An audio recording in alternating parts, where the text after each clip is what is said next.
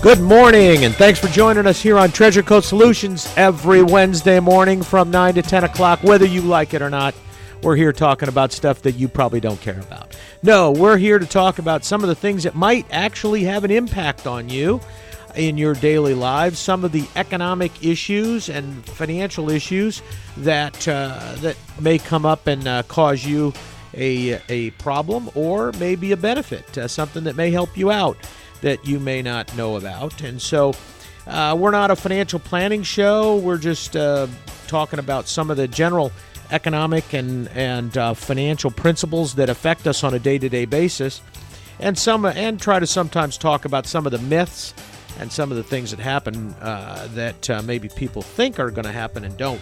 My name is Mark Breckbill. I'm a local CPA, and that's not the reason that I have the right to say all this. It's because I pay this station some money. Right. That's 100% the reason. That's right.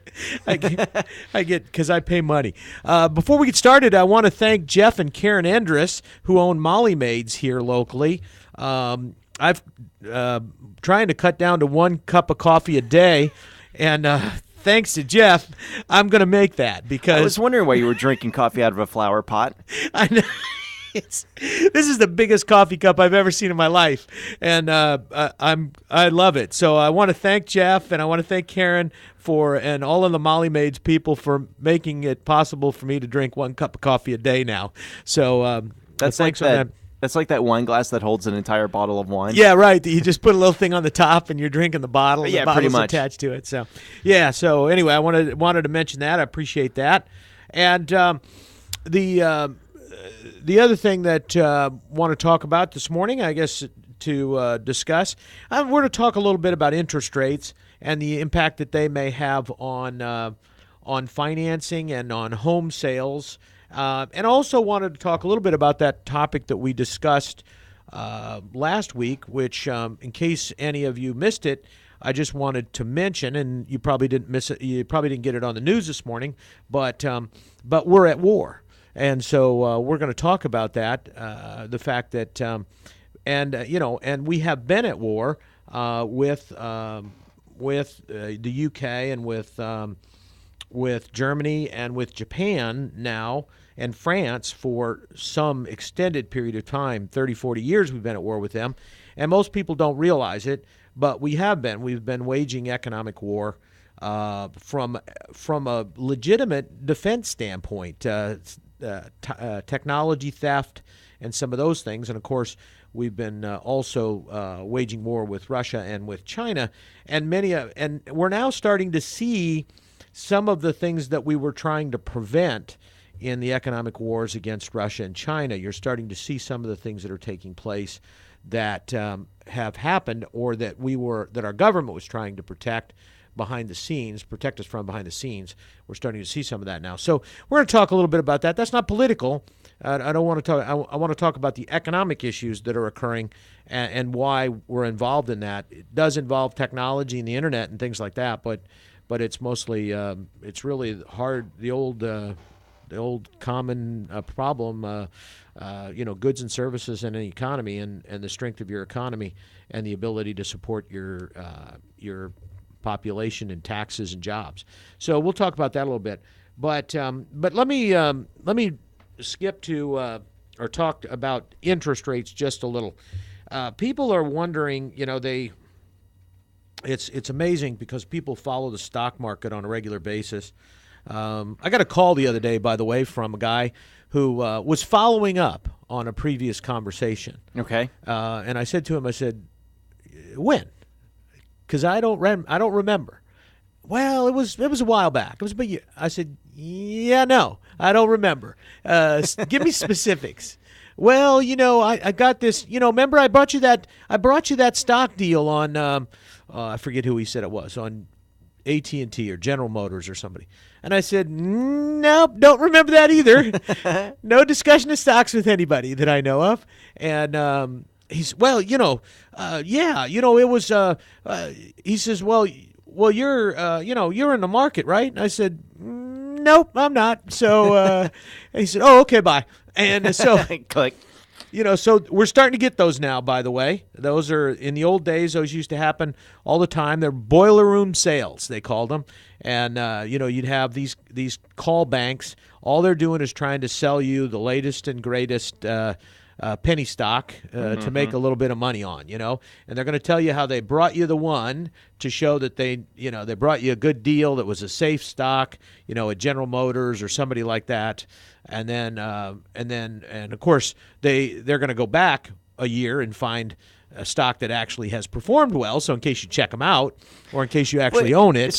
But wait, was his argument like, oh yeah, we spoke, I helped sell you General Motors stock, and it's gone up 10% since then? I mean, wouldn't you know if you purchased? No, he was trying to tell me that he brought that stock to me as an offer, and I didn't do it, and maybe I might want to reconsider because I missed out on this huge opportunity last time he called me, I brought you IBM back in 1962, and you turned it down. Right. It's one of those kind of things, I right? gotcha. Okay. So, that makes more sense. Yeah, so that's what it is. And it's interesting. But the thing that's going on, and people are wondering why the stock market is bouncing around. Well, there's a couple reasons for it. And the stock market is not an indicator of the economy most times. And I hate to say that, but it is not. It would be if the market traded only on economic news. So if the stock market went up and down based on the results of the company, then yes, it would be reflective of the what's going on in the economy, and therefore would tell you whether the economy is doing well or poorly or whatever. It has nothing to do with that. First of all, stock prices are based on projected earnings. So they have nothing to do with historic earnings or what's happening right now, other than those are used as a basis to try to predict what's going to happen in the future. But those predictions can vary instantaneously based on a change in any of the factors that made up that projection of earnings. So, for example, the first thing that you've got is their earnings, what you actually thought that their income was going to be based on, maybe expansion, cash, acquisitions, whatever. So that's the first thing. So if any of those things change, maybe they declare a dividend, and so as a result, they gave the cash back to their shareholders, or they went and bought back stock. Well, if they gave their shares back to their shareholders, their cash back to the shareholders, yeah, that's great if you own the stock right now, but that's not necessarily going to happen in the future unless they have some big earnings increase that gives them a lot of cash. Their dividend may have been a one-time dividend. And so that's going to be factored in or factored out based on whether the company is going to do that. For example, Apple and Microsoft, the tech companies, historically have not paid dividends. They're growth stocks, so they haven't paid dividends. So if an Apple or a Microsoft suddenly moves into the world of becoming a dividend-paying stock, which is typically what happens with large established companies that have solid earning streams, that are not in a growth mode, maybe not spending tons of money on research and development. They tend to, at that point, they don't need as much cash to run the company, and so they'll tend to kick that cash back to the shareholders as a dividend, and they'll start paying dividends. The opposite extreme of a growth stock is a utility stock, for example. Florida Power and Light or some of the utilities, they tend to pay a consistent dividend, and that's why people buy them for the cash flow. They know they're going to have cash income from the company. They're not going to have to sell the utility stock. They're going to have a dividend that's going to produce a certain yield, 5%, 6%, 4%, whatever the market happens to be, and they're going to get that money. So that's one factor on that impacts the price is what's going on with their dividends, what's happening there. That can change. There had been some talk that and I don't remember whether it was Apple or Microsoft or somebody was going to switch to start to pay a small dividend on a regular basis or a larger dividend on a regular basis. So if that was a possibility, that could change the value of that particular stock. And sometimes other stocks move with that. We saw Facebook, for example, yesterday, I think it was, or previously. It's gotten a little hammered, and not in the good way in terms of getting drunk. It's gotten a little hammered by the market because there's been some criticism of its control of Facebook information, that people on Facebook, that their personal information, where they live, how many kids they have, what they buy, all those kind of things, that some of that information is being what they call data mined and pulled out and sold and it's not in accordance with their privacy policy. And so therefore, they're making money off of your personal data. So the concern was that the people on Facebook then will stop using Facebook.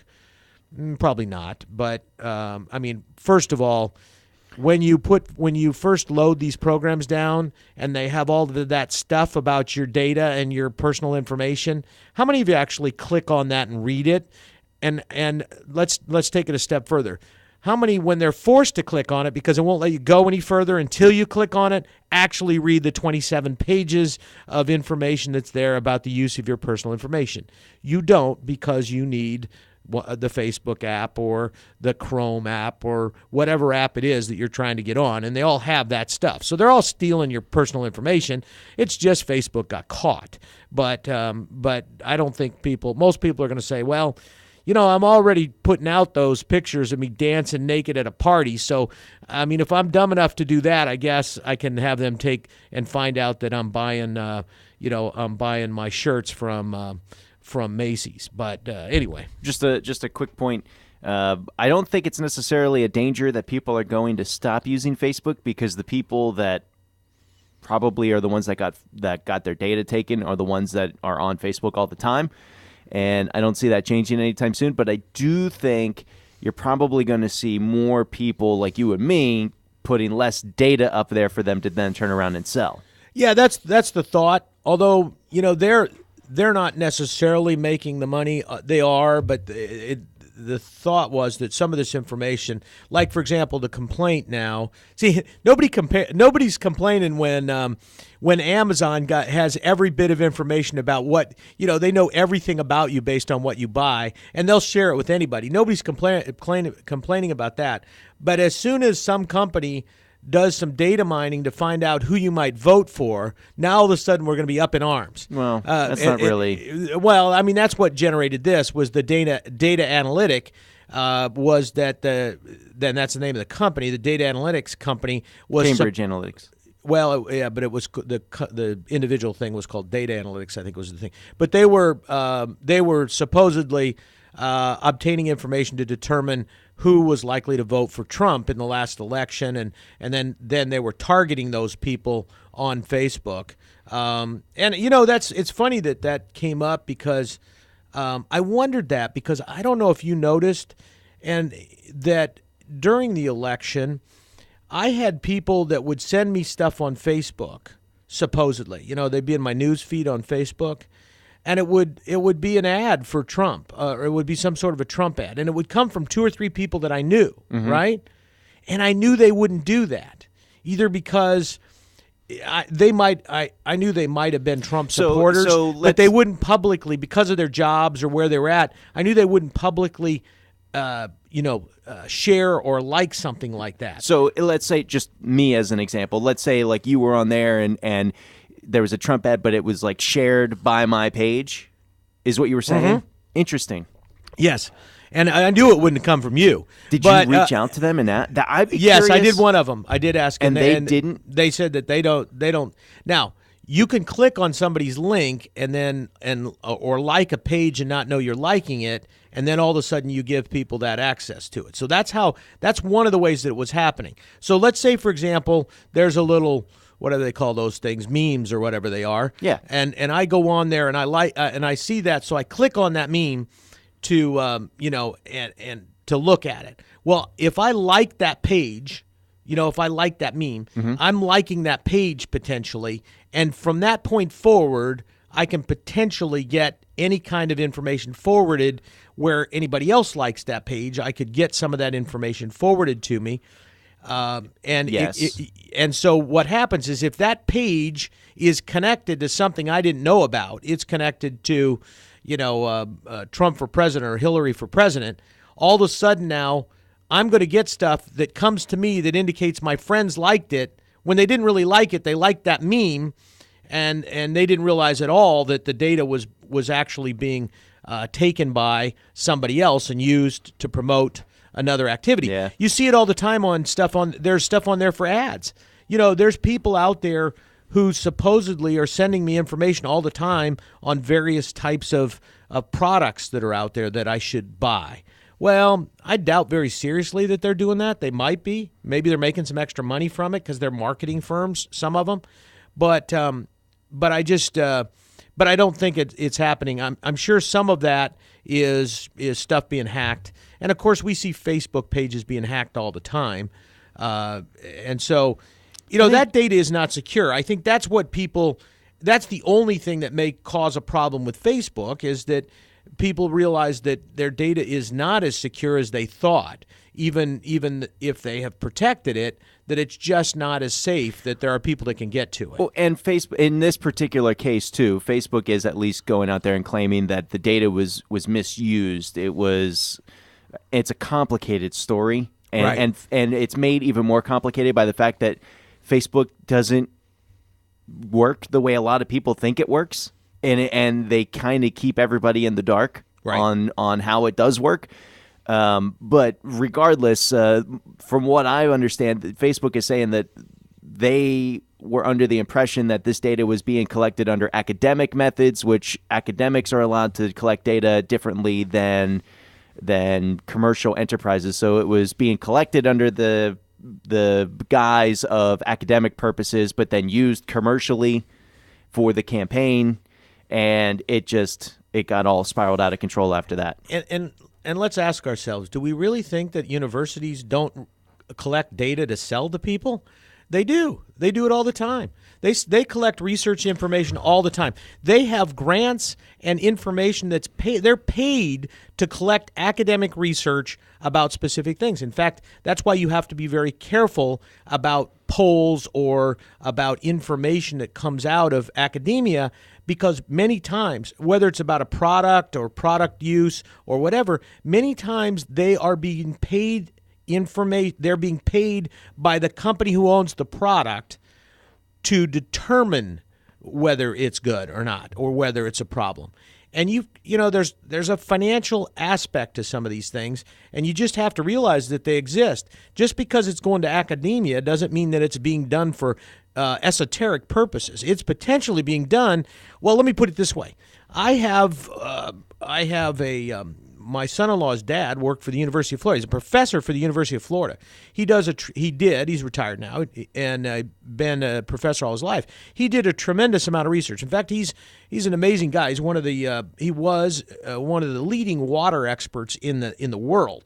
He would fly to every single country that had issues with water, including ones. I used to kid him all the time. All of them. Yeah, I used to kid him all the time that he was CIA, because he would go into countries that you're not even supposed to be able to go into, which was really kind of interesting. But yeah, he would go all over the world implementing or lecturing on this stuff. Now, how did he do that? He was paid millions of dollars. He wasn't. The university was paid millions of dollars in grants by various governments, by various companies, for him to go out and help them improve what they were doing. So, I mean, he had the job at the university because he has the grants. He has the grants because he's able to save these companies millions of dollars in money. I mean, he was working on things like citrus screening and things like that people are paying big money to various organizations to then pay it to various research organizations so they can come up with the answer that they want. Sometimes it's finding a solution to a problem. Sometimes it's finding out a product that doesn't work. Sometimes it's it's going out there and promoting something that maybe is going to make somebody rich.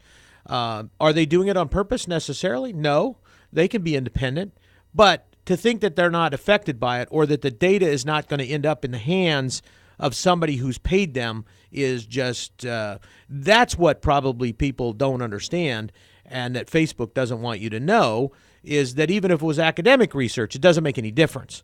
You can hire an academic research department to give you results of stuff on anything you want. That's kind of the confusion there. But I think, and pretty much the young people realized that, and young people, I'm talking 40 and under, they pretty much recognized that Facebook was not a place to have a lot of personal data, because they've kind of gone off of that because of the fact that it was affecting them on job interviews and everything else. I mean, there was a whole lot of information that was being mined out of online sources, including Facebook. But point being, though, that Facebook took a hit yesterday because of, and the day before, I guess, because of that. And then all of the tech stocks went down. Why did all the tech stocks go down? Well, they went down because Facebook is a large tech stock, and when it went down, the rest of the world irrationally assumed that the tech industry was going to have problems. Well, yes and no, probably not.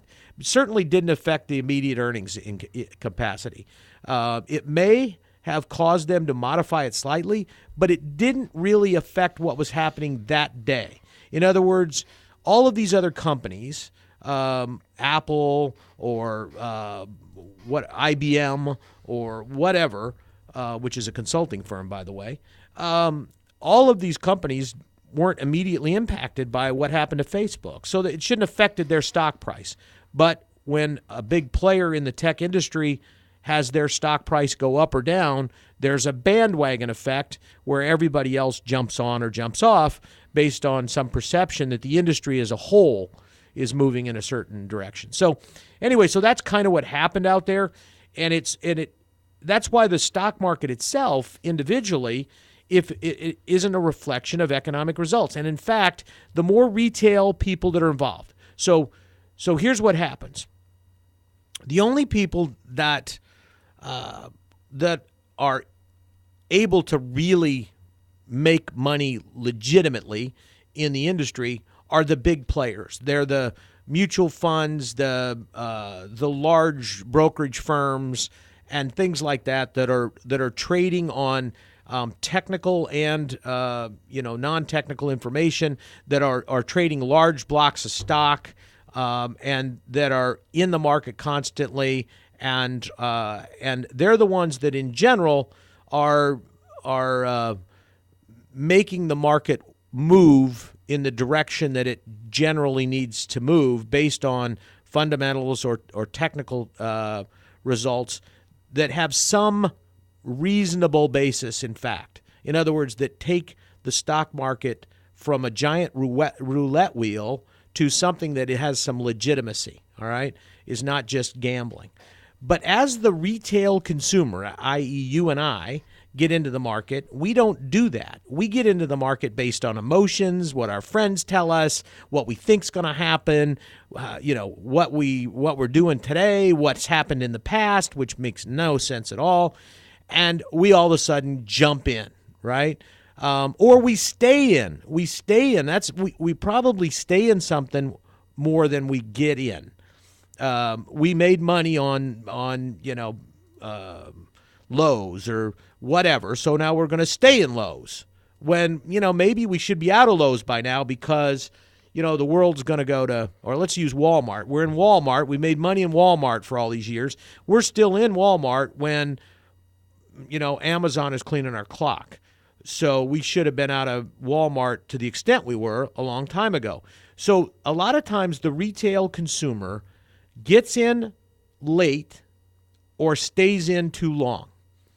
And that causes the stock market to trade on emotions, not based on technology or fundamentals or anything else. And so what happens at that point is the market just moves. Now what you've got is you move away from something that has some reasonableness to it to something that has basically a giant roulette wheel, because it's not rational. Nobody's trading on earnings. They're not trading on the fundamental numbers that are coming out on employment or acquisitions or what cash, free cash, or whatever those numbers are. Earnings ratios and all those kind of things. They're not trading on that anymore. They're trading on the fact that somebody sitting on their couch somewhere in Stuart, Florida, decides, I've really made a lot of money on this Walmart stock. I'm going to stay in it for another 10 years. That's just not it. And so what's happening at that point, it's like saying, you know what? I put the money on red the last 3 times and red came down, so I'm going to stay on red. Well, that doesn't work. It doesn't work. Even though you may think it works because it worked the last 3 times, it has nothing to do with the next time. It has absolutely nothing to do with your odds of hitting red or black on the next roll is exactly the same, regardless of the fact that red came up 3 times before. So that is not fact. That is a bias, but it is not fact. And therefore, it causes the market to react irrationally. Now, an irrational market still has, if there's enough people in it that are irrational, it's still going to move around and represent a price, but it may not it may represent a fair price at that time based on the buyers and sellers, but that price may not be reasonable or fair compared to what it should be based on what the company is expected to perform. And what I mean by that is, like I said, there's projections of earnings. Stocks trade on multiples of projected earnings. And, when you get up around, 8 times, 10 times earnings, those are big numbers. That would require your earnings to be increasing pretty significantly. When you get up beyond that, your stock is overvalued. Now, that doesn't mean that it's not trading at its value, because if there's enough irrational people out there on both sides of the equation, which there are sometimes, it's going to push the stock to a price that's different than it should be. But it doesn't mean that it's pushing it to the correct price. It's producing a fair price, which is different than the right price.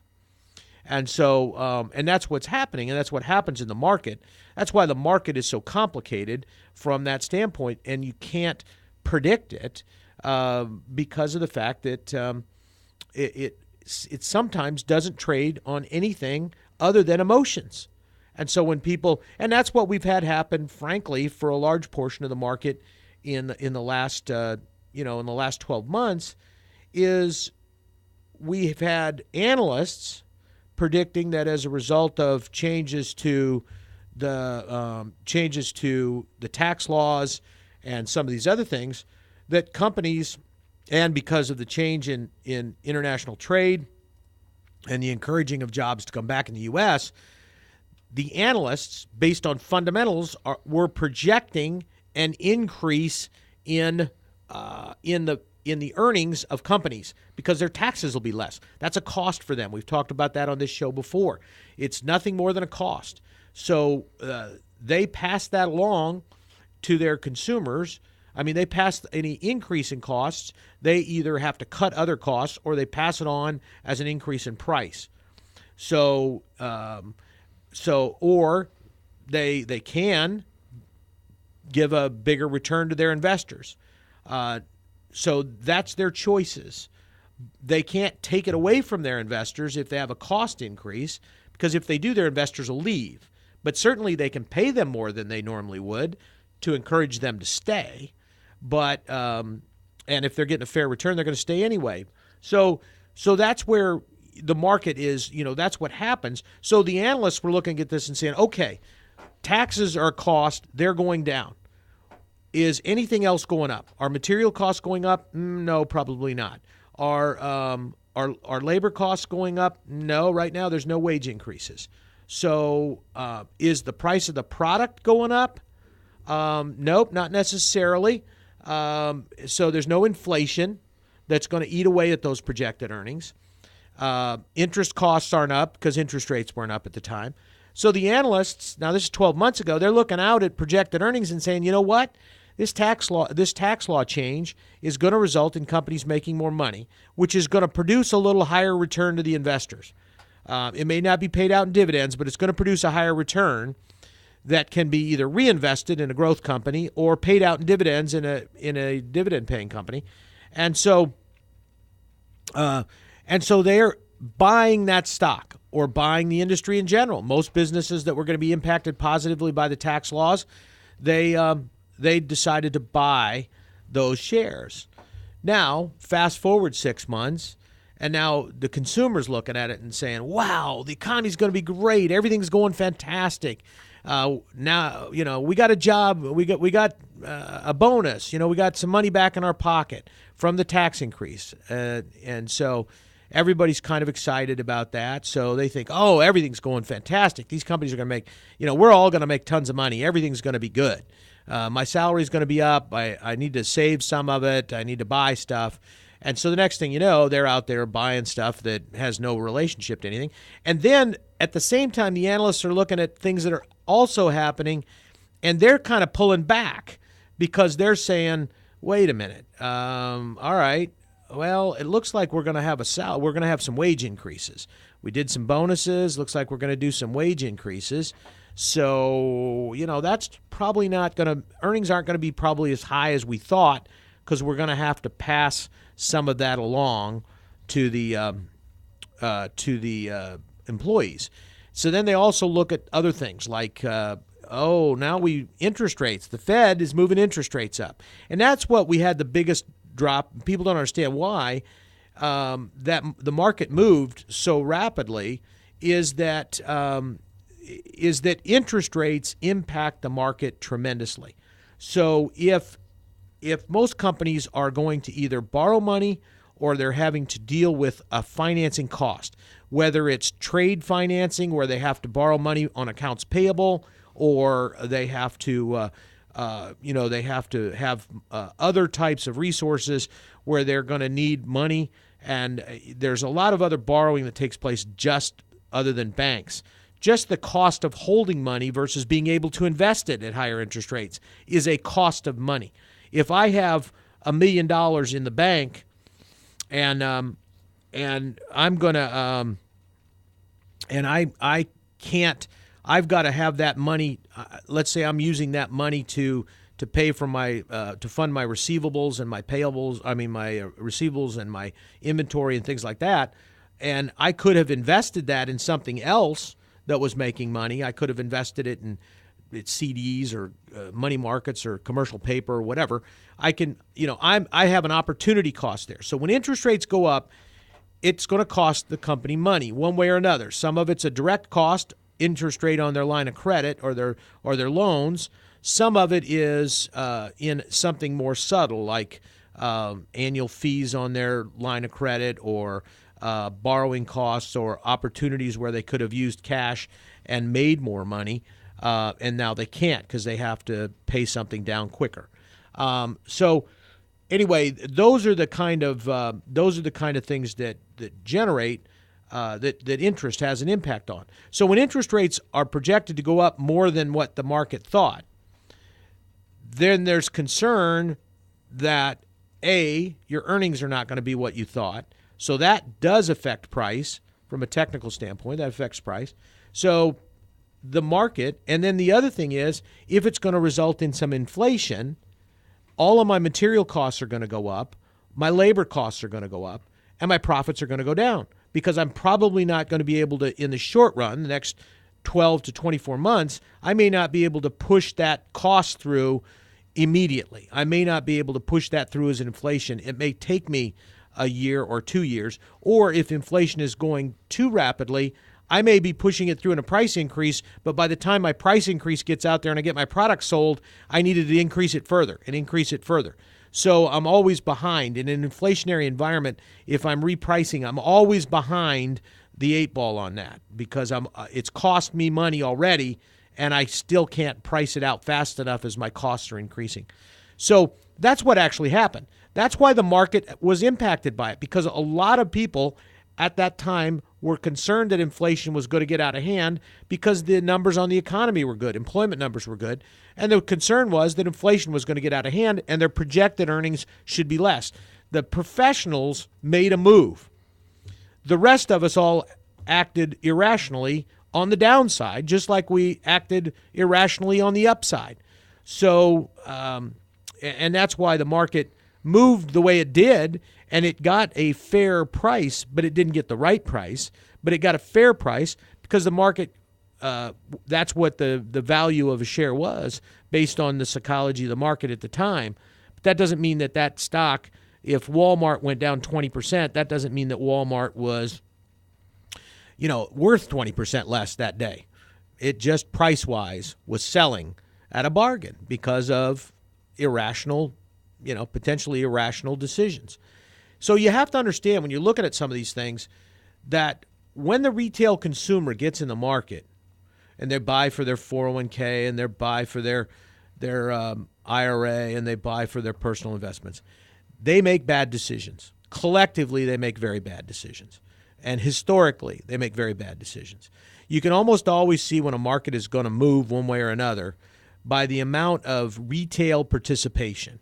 Many brokers look at that on a regular basis. They look at what the retail participation is in a certain segment of the market, in the market itself, in a specific company. When there's less participation and it's affected by the analysts and large mutual funds and others, and the large retirement funds and those kind of things, that's one thing. And that's, so they know that doesn't mean that the price isn't going to move. It just means that it's probably going to move more fundamentally. It's going to move based on the underlying fundamentals of that company, how it's actually doing, how its employees are doing, how it's doing it against its competition, what's its market share, and all of those kind of things. When there's a large amount of retail participation, the market doesn't know whether it's going to move logically, whether it's going to move. It's now moving away from fundamentals and is moving based on psychology and gut feel and things like that, which, like I said, is much, much closer to roulette than it is to investing. It's kind of interesting, and that's what we've had happen in the market, and that's why we're still going to see that because we have a lot of retail participation right now, and we continue because people are positive and they want to share in it because they think that the world is always going to be good until it's not, and so then they dump a bunch of money in it. But so that's how that's what's going on from a stock standpoint. Now let's talk a little about how interest rates and an increase in interest rates affects you, which is mortgages. So let's say that interest rates, when you look at a bond, let's say I was buying an investment, okay? Let's say I'm buying an investment and I'm going to buy a bond. So when I buy a bond, if interest rates go up on a bond, the price of the bond goes down when I'm selling it.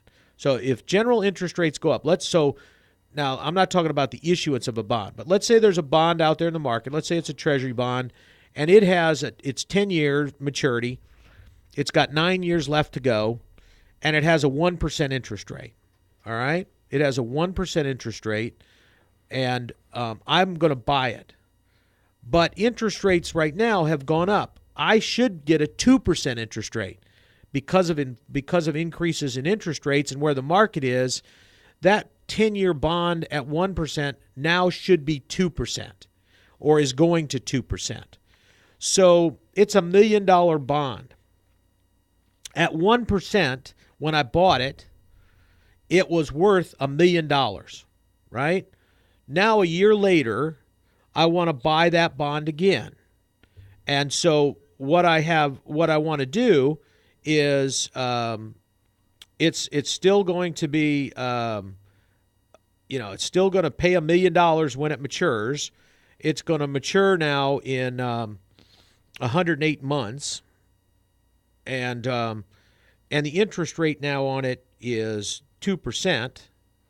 So the value of that bond at this point, the value of that bond, what I would pay for that bond so that I'm going to get a 2% rate out of it instead of a 1% rate, is $835,000.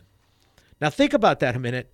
That's a 15% drop in the value of that bond because of a 1% interest rate increase. You have a 1% interest rate increase, and it has a 15% effect on the price of the bond. Now, I'm looking at it from my standpoint as the investor. I'm going to pay less, okay, because I want to get a higher return. But let's take this to the real estate market. Let's say that I was looking at $1 million house, and I was going to have to finance it over 9 years. And previously, that interest rate that I would do that at was 3%. Let's say 4%. It was 4%. And now it's gone to 5%. All right? So at 4%, it was $1 million.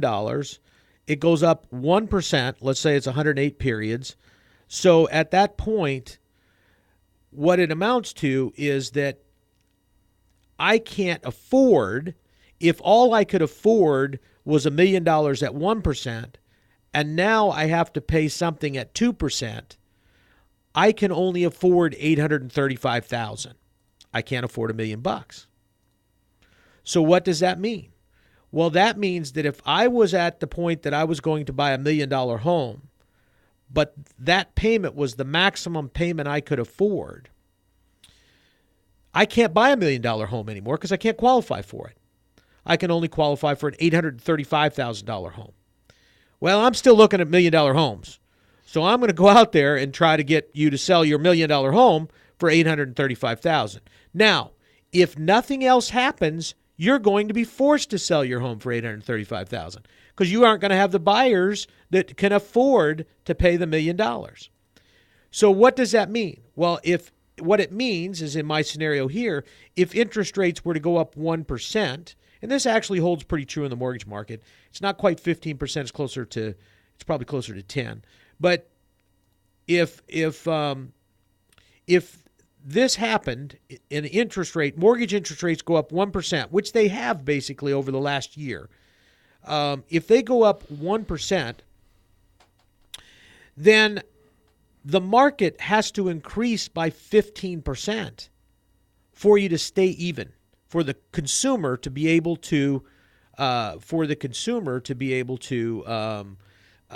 sell their house at the same price that they were before. In other words, if I'm selling my home and interest rates go up, I may have to reduce my price just because now there's less people who can afford to buy the home.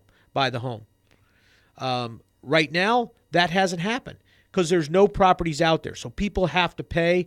And so even if I lose half of the people that can no longer afford to qualify, I now have a situation where I still have people that want to buy and probably still can qualify. But we're starting to see some of this a little bit. You get people who are starting to pay the full price, and then they're conditioning it on financing and finding out that the house doesn't appraise out, or that the house, or that they can't afford it. That their numbers don't make sense. So anyway, so that's the impact. So I guess what I'm getting at is we have to be very careful and watch very closely where interest rates are on mortgages, because it directly impacts the price you're going to get as a seller. If we start having more homes come to market, so there's a bigger inventory, for example, all these homes that were being built, if they come to market and there's inventory out there, and we lose a lot of potential buyers because they can no longer qualify. And I didn't even factor in the fact that you got to have 20% down or 10% down or 5% down. So if all of a sudden, interest rates go up and now the person, can't get a 95% loan because they don't qualify anymore. Now they got to have more cash in the deal. Many people don't have that cash, so therefore they can't buy. So it's, that's the impact that interest rates have on real estate. It's the same impact that they have on bonds. Bond prices go down because when interest rates go up. Housing prices, everything else constant, housing prices will go down if interest rates go up. And that's with everything constant. It doesn't happen that way. Everything doesn't stay constant. But it is what would happen if nothing else changed and interest rates go up. And you're basically talking, here's the unusual thing, is that when interest rates go down on the mortgage side, when interest rates go down, people don't refinance as often. So the life of the mortgage, its duration, is longer. So you say, well, it's not longer than 30 years. No, but the life of a mortgage is not 30 years. It's closer to 10 years, to 12 years, to 15, depending on whether it's a 15-year loan or a 30-year loan. Why? Because the loans pay off sooner. People sell their houses and pay the mortgage off. People refinance and all of those things so that people don't stay in their mortgage for 30 years. They don't pay it all the way down to the last dollar and burn it at the end like you used to. So what happens is that, but now think about it. If interest rates are gone up, I can't afford even the same house I'm in now, maybe. So I'm not going to sell my house. I'm not going to buy another one at those prices because I can't afford it. I can't qualify for the house I want probably. And furthermore, I'm going to, I have a really good interest rate, so I'm not going to refinance. So what happens? Well, I'm going to hold my loan potentially for closer to 30 years. I'm at least going to hold it till interest rates go down again. And in case of refinance, I'm going to hold it until the interest rates go down, to a level below what I've got. Well, if I've got a 3.5% mortgage or a 4% mortgage, I may hold on to that mortgage for a long time. In fact, I may actually keep that mortgage even if I decide to get out of the house and I'm going to rent the house out and make money off of the financing because I'm renting it out at $1,500 a month and it's costing me $600 a month. So I'm going to keep my mortgage forever. So interest rates are really, they have a double whammy when they go up, and they have a double whammy to some degree when they go down, but they have a much bigger effect when they go up because the cost is over a longer period of time.